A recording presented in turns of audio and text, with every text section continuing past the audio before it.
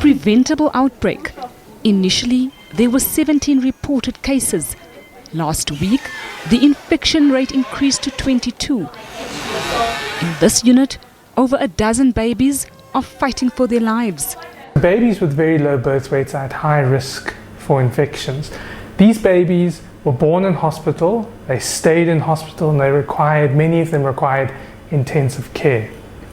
And so many of the things we do in hospital put these babies at risk for this sort of infection.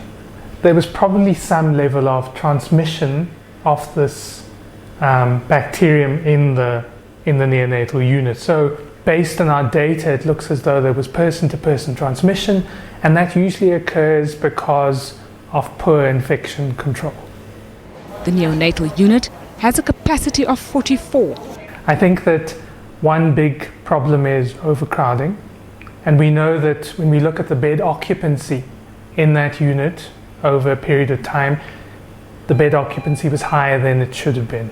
When you have overcrowding in a unit, what may also occur is that you may get a breakdown in basic infection prevention and control measures. There are specific times when you should wash your hands, and so that may not always be adhered to with staff who are dealing with very high numbers of babies. Remember, what becomes a big challenge is when you don't know the bug that you are dealing with.